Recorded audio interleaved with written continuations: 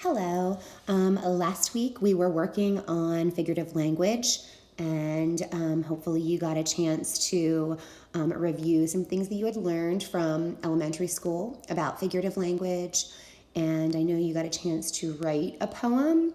And today we're going to focus on poetry structure. So this week you'll get to practice reading poetry, looking at the structure of that poetry. And our essential question is, how does the structure of a poem contribute to its meaning?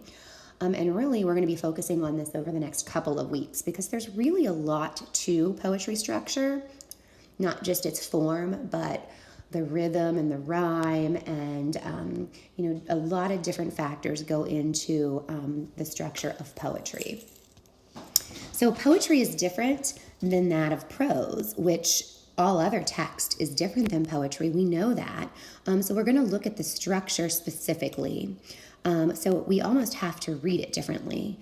But we are going to read it multiple times. Just like when we read a text for the first time, we might have read it one time, then we read it again and marked the text. We're going to kind of do the same thing with poetry. There are strategies for reading poetry.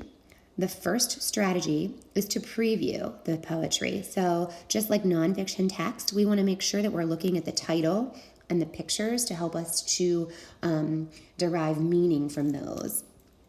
Second, we're going to read the poem silently, pausing only at punctuation. Third, read the poem aloud, listening to the rhythm. 4, read the poem a third time and think about images. We should be able to visualize the poem in our mind. That's the whole purpose of using figurative language. 5, looking at specific words and phrases. There will be poems that you read that you may not understand specific words, and then you will have to use either a dictionary or context clues to help you figure those words out. Finally, think about what the actual meaning of the poem is. Is there a message or a lesson for us to learn from the poem? I know that's a lot of steps, but they don't take very long. I'm going to model those for you in a little bit here. So finding our way around a poem, there are some terms that we need to make sure that we know when we're referring to a poem's structure. The first one is a line. A line is simply a row of words in a poem. Even if a sentence continues on to another line, it's still one line is that whole row. The second one is stanza.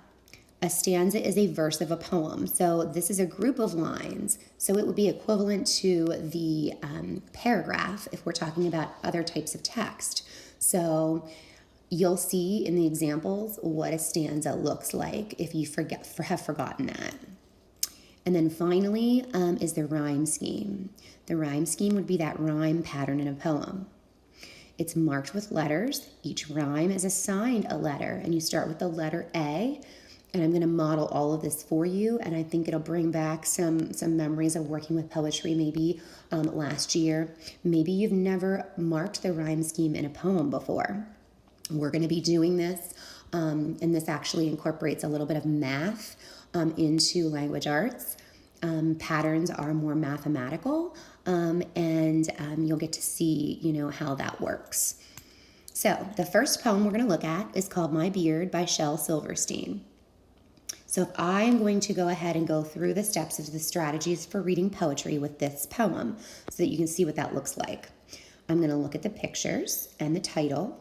I have a feeling that this is going to be about a beard because that's the title. And if you look at the picture, we have this old man that is covered with this very long, hairy beard, which also makes me think that this is going to be a very silly poem. Okay? Now I'm going to read it silently.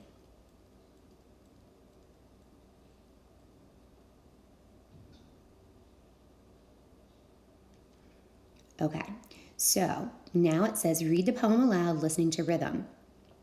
My beard grows to my toes. I never wear no clothes. I wraps my hair around my bear, and down the road I goes. All right, so I'm going to read the poem a third time, and I'm going to try to visualize the poem in my mind. The beard grows to my toes. I never wear no clothes. I wraps my hair around my bear, and down the road I goes.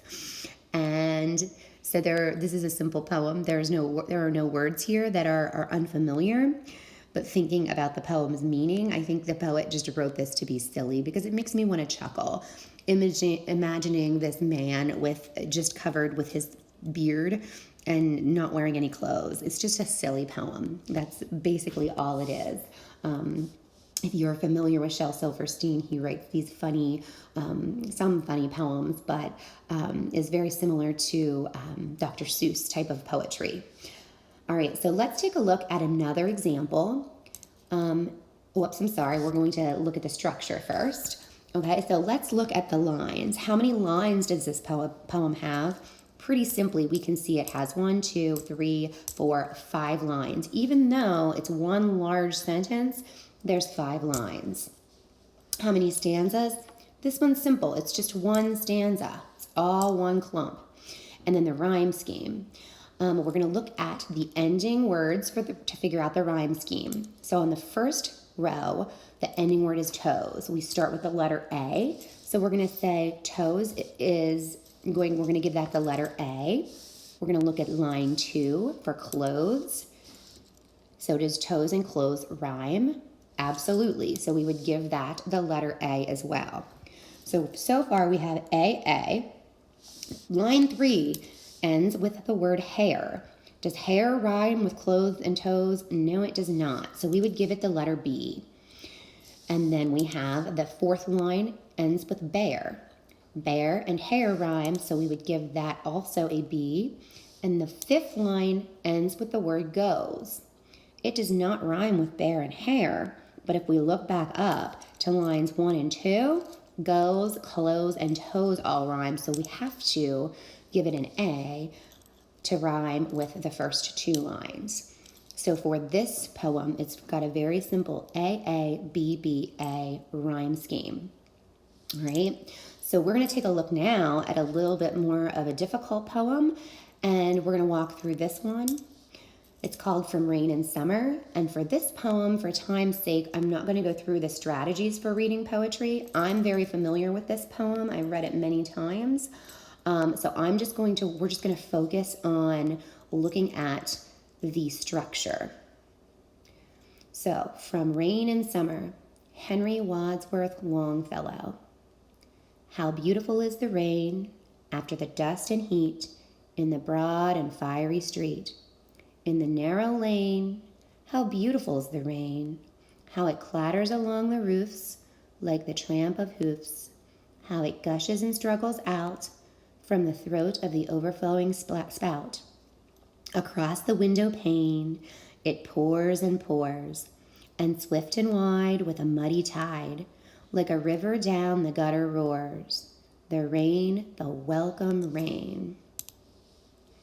So let's look at the lines first. For this poem, I kind of clumped the lines together. You can kind of see the first stanza has 5 lines. The second stanza has 4 lines, and the last stanza has 6 lines. So that's a total of 15 lines. How many stanzas? Well, if you look, like I said, it's kind of like a paragraph.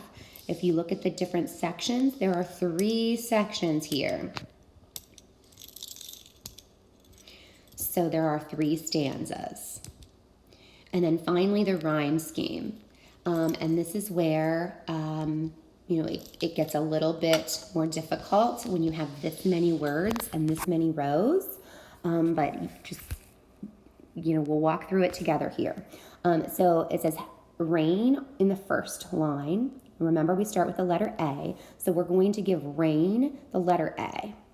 So the next line ends with the word heat. Does heat rhyme with rain? No. So we need to give heat a B. The next line we have street. Does street rhyme with heat? Yes. So that also gets the letter B. Line 4 ends with the word lane. Does lane rhyme with street? No. But does it rhyme with rain? Yes. So you see we have given that the letter A here. So far we have A, B, B, A. And then the final line in that stanza says rain. Rain also rhymes with lane, so that's an A. So that's fairly straightforward. Let's go ahead and move to stanza 2. And it says roofs. Roofs. So I'm looking back up to the previous stanza, and there are no oofs words up there. So roofs, we have to give a new letter. So we have to give it a C. Then we have hoofs, which rhymes with roofs, so we can assign that a C as well. Then in the next line, we have the word out. Out does not rhyme with roofs or rain or street, so we have to assign a new letter, which would be D. Then for the next line, we have the word spout. Spout rhymes with out, so of course we would give that the letter D as well. In the last stanza, the first line in the last stanza ends with the word pain. Pain, if you go the whole way back up to the beginning, rhymes with rain, so we would have to come back and give that an A. Pores, we don't have a word that rhymes with pores. Let's just double check. Pores and pain, pores and spout, pores and hooves, pores and street. So we have to give that a new letter. So coming down through the alphabet, we've already given through D that we would give that line an E. Then we have the word wide. Wide is also a new word. It does not rhyme. Let's just make sure. Wide and pores, wide and pain, wide and out, wide and roofs, wide and street. No, so we would give it an F. The next word is the word tide. Tide and wide rhyme, that also gets an F. The next line ends with the word roars. Looking just in this stanza, back up to the second line, roars and pores rhyme. So we would assign that an E. And then the final line of this poem is the word rain, just like at the beginning. It ends with the same word, so we have to go back to A. So here you can see this is a little bit more of an inconsistent rhyme scheme. So the total rhyme scheme here would be A, B, B, A, A, C, C, D, D, A, E, F, F, E, A. So this is, like I said, a little more difficult. When you get down towards the bottom, you have to keep going back up and checking for rhymes to see if you need to go to a new letter or if it is a repeated letter. So hopefully this modeling helps you for your practice time. You're going to be completing the partner practice in Schoology, and you can do this with a partner. You can do this independently. You can do this with a friend or with a family member. But what you're going to be doing is you're going to be practicing reading this actual poem, Why Nobody Pets Lions at the Zoo. You're actually going to get a chance to practice it and record it so you can hear yourself reading poetry.